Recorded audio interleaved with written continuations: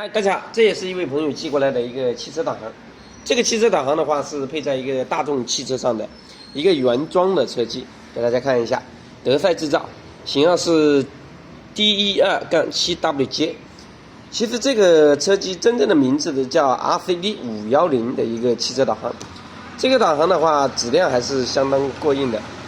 不过那个朋友说，汽车放在车库里大概2年左右没开，然后启动一下。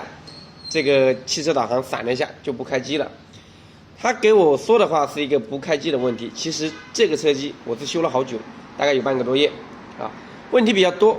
不开机的问题的话是里面的电源板出了问题导致的。这种原车车机维修难度还是比较复杂，修完之后它这个触摸屏啊也不灵敏，触摸不了。那位朋友说能触摸。其实他寄过来的时候，我就发现啊，这个屏幕的话，这里是有破裂的现象。他说这种破裂没关系，能触摸。但是我试了一下，只有这一部分能触摸，这一部分是不能触摸的啊。好，我们把这些触摸屏不开机的问题修好之后，还有一个问题，我们开机之后，你看他又给你出了一道难题啊，请输入密码啊。然后我也咨询过那位朋友，那个朋友说。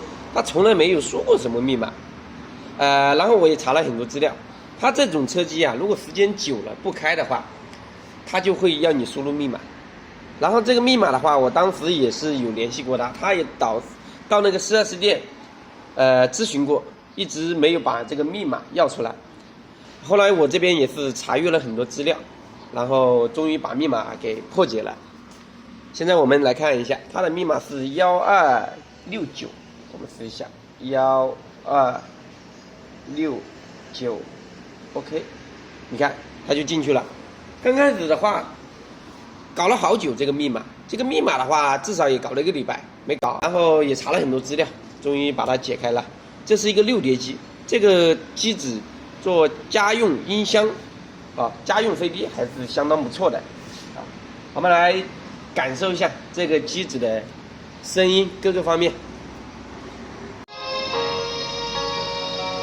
这声音相当的 OK 哈，做家用 CD 还是相当的不错。我现在目前只是带了1个喇叭。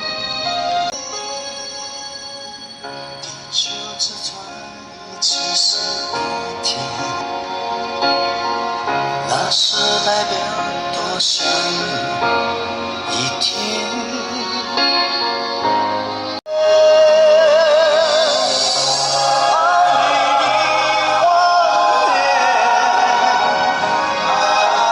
来看一下收音机，收音机效果还是蛮不错的。道路的交通组织便利送考。收音机的话，我是插了一根西施，本来这个插根天线的话就相当 OK 了。送考。